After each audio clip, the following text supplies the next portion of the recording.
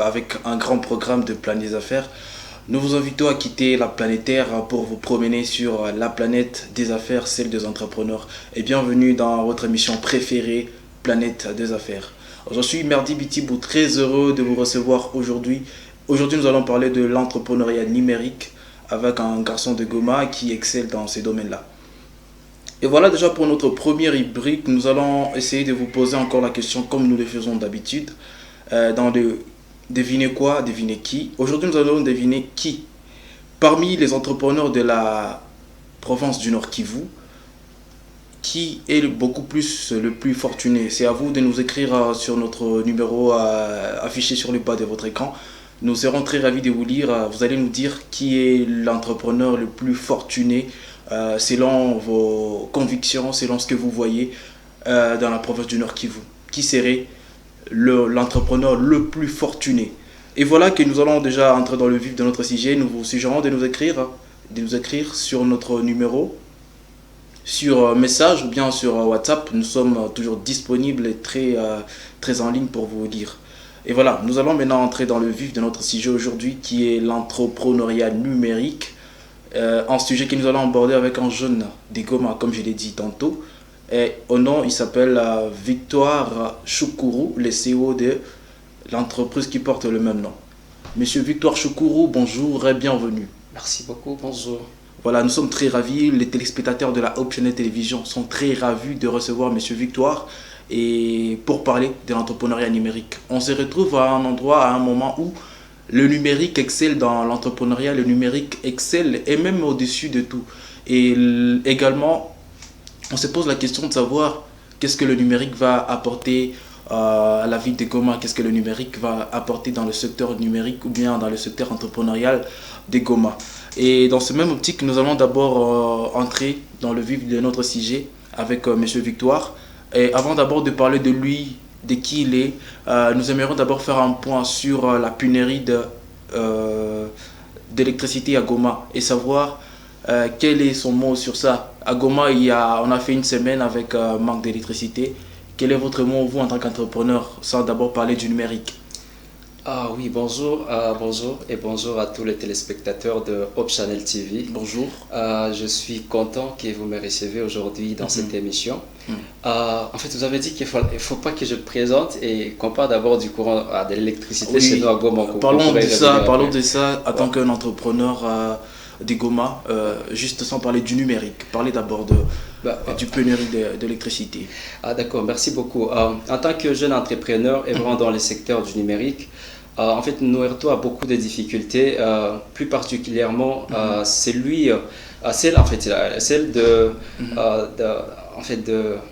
d'avoir les courants électriques à temps réel. Très souvent ici chez nous à Goma, tout ce que nous utilisons, tout ce que nous avons en termes d'équipement, nous utilisons les courants électriques des Démeraudes. Parce qu'à une période donnée, on a eu des difficultés avec le courant des SNEL. Beaucoup de gens, bien beaucoup d'entreprises ont migré chez Socodé, Spamois et Virunga.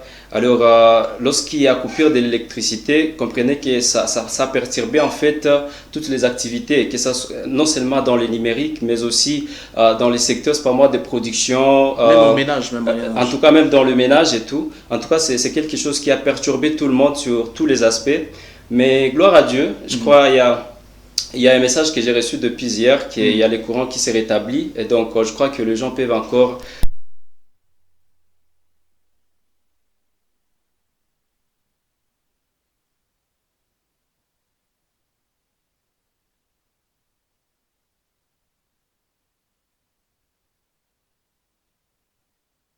C'est là, je ne sais pas, 3 ans, un des pays européens a fêté ses 100 ans sans coupure d'électricité. Alors que nous, à Goma, je ne sais pas si on peut fêter, si c'est 2 heures ou bien si c'est 3 heures. Mais on est en train d'y aller petit à petit. J'espère que le secteur privé qui est en train d'entrer dans ce secteur-là d'électricité et tout va nous aider à avancer. Et maintenant, nous allons faire un point sur notre invité du jour, Monsieur Victoire Choukourou, qui va nous parler de lui. Qui est Victoire Choukourou? Merci beaucoup. En fait, comme tu l'as dit précédemment, je suis Victoire Choukourou. Je suis un jeune entrepreneur qui œuvre dans le secteur du numérique. Je suis responsable de la start-up dénommée Victory Company. Chez nous, nous concevons tout ce qui va avec les logiciels et nous mettons des innovations technologiques à pointe pour répondre ou pour résoudre les problèmes de la société. Qui est Victor Choukourou maintenant? Qui est Victor Choukourou? Voilà, Victor Choukourou, c'est un jeune de la ville de Goma, âgé de 28 ans. Je suis natif de la ville et je suis grandi ici. En fait, je finis d'abord mes études à l'internat au Sud Kivu. Alors, je suis rentré à Goma pour continuer en fait mes études universitaires. C'est là que j'ai eu cette chance de passer les parcours universitaires à l'ICIJ Goma. Et là, je finis en programmation et conception. Voilà. Et voilà, après mes études, c'est là que je me suis lancé dans l'entrepreneuriat. Et c'est là que j'ai lancé la boîte qui cadre évidemment avec tout ce que j'ai fait dans mon cursus universitaire. Et voilà, c'est un grand plaisir pour moi de voir comment je contribue d'une manière ou d'une autre en fait, à la résolution de certains problèmes de la société grâce à ces technologies que j'ai apprises à l'ICIJ. Voilà. Donc vous êtes un fruit de l'ICIJ Goma. Voilà. Maintenant, nous sommes en train de parler de l'entrepreneuriat numérique. Que peut-on comprendre par le mot numérique, ou bien qu'est-ce que par des mots simples nos téléspectateurs qui ne sont pas dans le numérique comme vous peuvent comprendre par le numérique? Ben voilà, en fait, lorsqu'on parle de numérique, c'est un mot vraiment qui est trop large. En fait, le numérique, c'est tout ce qui va avec la technologie, la nouvelle technologie de l'information et de la communication.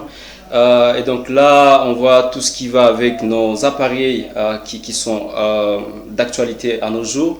Au-delà de ça, il y a le mode de communication. Là, on voit tout ce qui va avec les réseaux et télécommunications et tout. Et donc, le numérique, ça englobe vraiment beaucoup de secteurs dans la technologie. Et pour simplifier les choses, on se martèle plus sur les numériques parce que ça englobe le tout. Voilà. Voilà.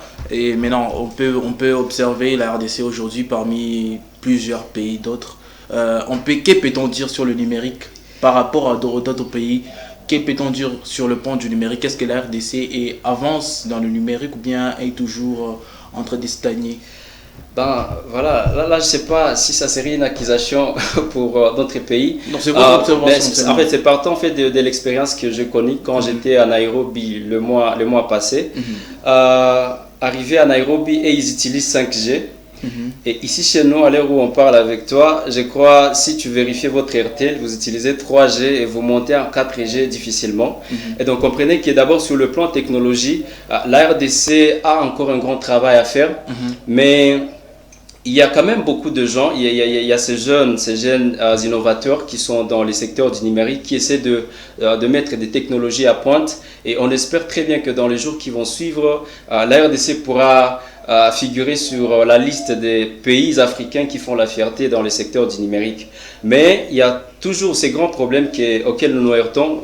Tu vois, par exemple, la semaine passée, pas la semaine passée, même avant-hier, on a eu coupure d'électricité. Tu vois, il n'y a pas d'électricité dans la ville, comprenez que tout ce qui va avec les antennes relais et tout, ça ne va pas fonctionner. Exactement. Cela veut dire qu'on aura peut-être une perturbation de la connexion Internet. Ce qui va faire à ce que tout ce qui va avec le numérique ne va pas fonctionner. Donc, chez nous, on a encore beaucoup d'histoires sur lesquelles on doit travailler. Mais on dit toujours que on ne commence pas à la fin, on doit toujours avoir un début et chaque début est toujours compliqué. Mais j'espère que dans les 5 ans ou dans les 10 ans qui vont suivre, en tout cas la RDC fera une fierté au niveau africain parce qu'il y a quand même cette jeunesse qui est déterminée à mettre en place en fait certaines innovations et qui répondent exactement aux difficultés ou aux problèmes de la communauté. Voilà. Si on peut entrer dans le cadre pratique, peut-on espérer ou peut-on dire que mis à part l'espoir que vous espérez, vous en tant que jeune entrepreneur, est-ce qu'on peut dire qu'au niveau de la RDC, il y a quand même un petit processus, il y a des avancées ou pas? On peut parler du côté du gouvernement, il y a des avancées sur le côté numérique, technologique?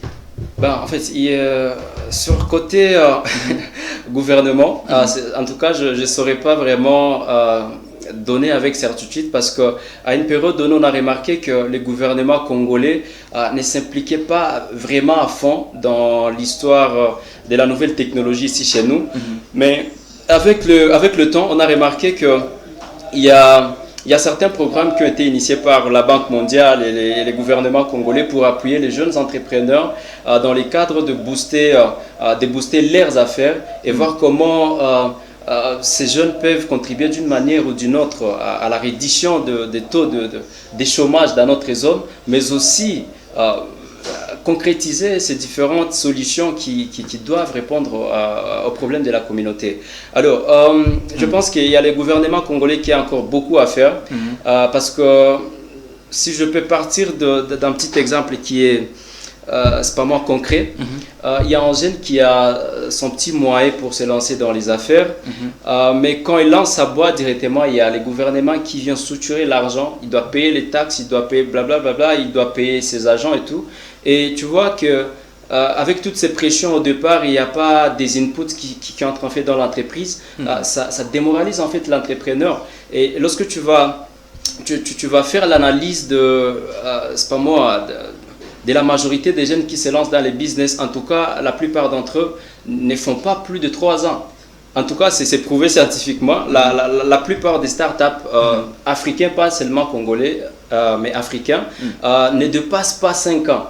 La question qu'il faut se poser, est-ce que ces startups ferment parce que ils ont juste été faibles ou parce qu'ils n'ont pas eu la possibilité de répondre aux besoins de la clientèle? Mais la réponse est non. C'est parce qu'il y a des agressions du côté du gouvernement, parce qu'on doit payer les taxes, on doit payer les agents, mais aussi on doit survivre. En tant que jeune entrepreneur, tu as ces devoirs, ou bien cette obligation en fait de vivre grâce à ton business, parce que la grande partie de ton temps, tu le passes dans ton business, dans tes affaires, tu es au bureau, c'est pas moi, tu es dans les terrains et tout et tout. Et donc moi je pense que les gouvernements congolais devaient mettre en place certaines stratégies qui peuvent aider c'est pas moi, ces jeunes entrepreneurs ou ces jeunes qui se donnent ces grands courage d'innover dans les secteurs du numérique, même dans d'autres secteurs, pour voir comment on peut réduire le chômage d'abord dans les pays, mais aussi résoudre ces grands problèmes que nous avons au niveau de notre société grâce à la nouvelle technologie. Voilà. Et voilà, selon M. Choukourou Victoire,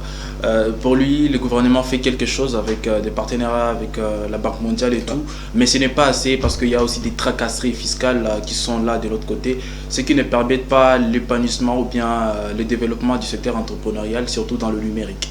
Et on est toujours là avec Planète des Affaires, avec notre invité du jour. La question reste la même. Selon vous, qui serait le meilleur entrepreneur? Qui serait l'entrepreneur kivusien du Nord Kivu, le plus fortuné? Veuillez nous répondre par message ou bien sur WhatsApp au numéro affiché sur les bas de votre écran. Nous sommes en train de poursuivre avec l'entrepreneuriat numérique avec un invité hors pair, M. Victoire Choukourou, qui continue de nous parler du secteur numérique. Et voilà, la question s'adresse à vous toujours, qui est de savoir, selon vous, est-ce que le numérique est accessible à tout le monde? Ouais, merci beaucoup pour cette question. En fait, comme je l'ai dit précédemment, on a encore ce grand challenge au niveau de notre zone, parce que je vais toucher un petit peu à tout ce qui va avec les élections. Je ne sais pas si vous permettez. Ne soyez pas, comment on dit, ne faites pas la publicité dans député, soyez très surtout faites attention à ça, parce que c'est très d'accord.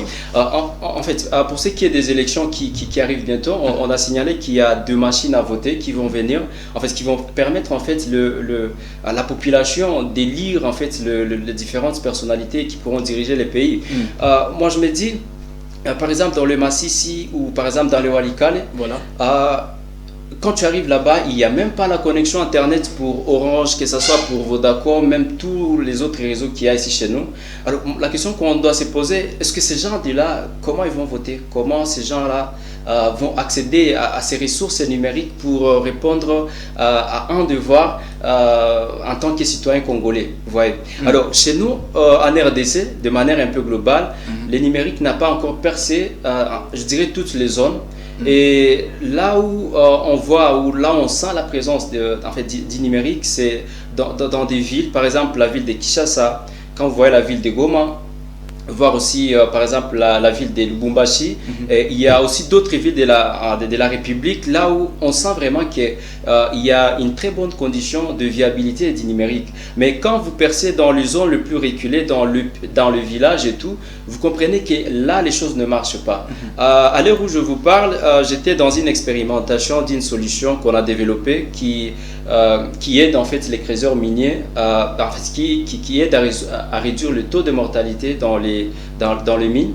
Et ben, quand j'arrive là-bas, il fallait que j'envoie à temps réel certains signaux au niveau de la base pour faire les tests de notre solution. Mais je me rends compte que la connexion Internet pose toujours problème. Cela veut dire que on a encore beaucoup à faire en tant qu'entrepreneur dans les secteurs.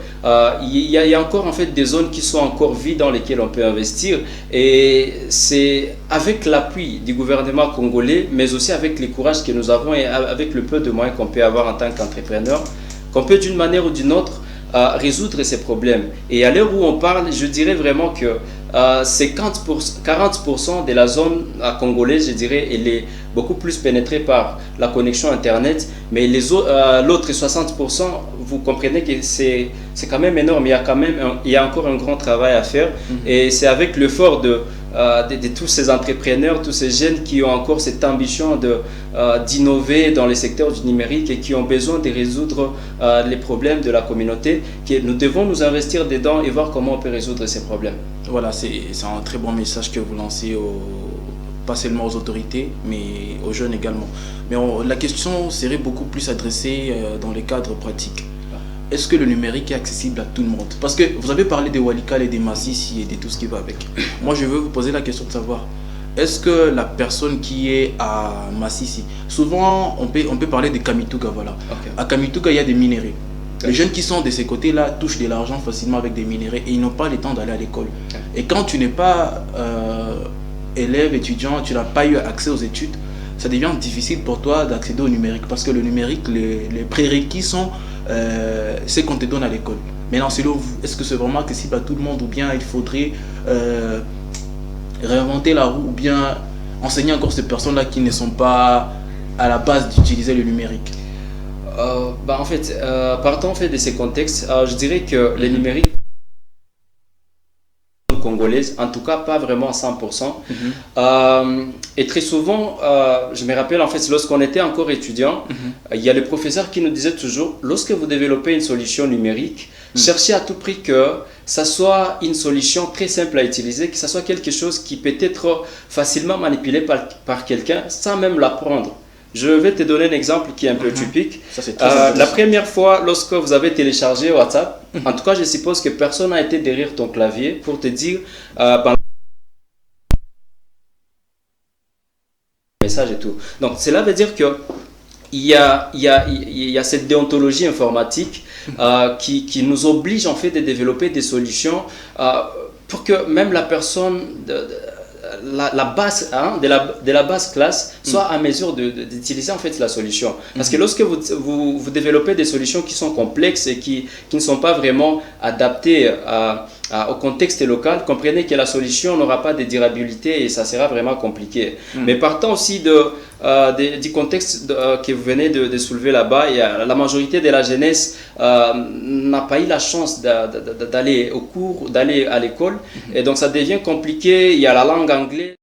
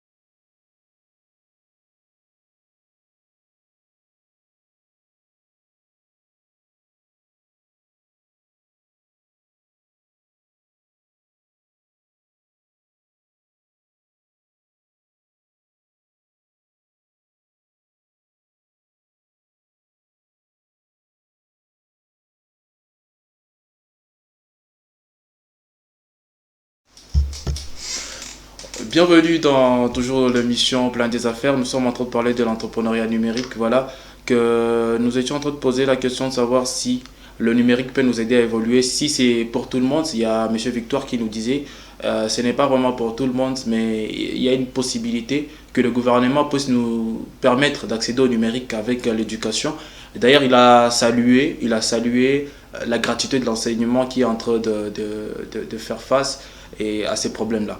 Voilà, nous allons toujours poursuivre avec la thématique d'aujourd'hui du numérique en RDC et on peut demander quels sont les obstacles auxquels nous sommes confrontés parlant du numérique en République démocratique du Congo en tant que jeune entrepreneur, en tant que République démocratique du Congo. Donc là, on voit le gouvernement. Ouais, en fait,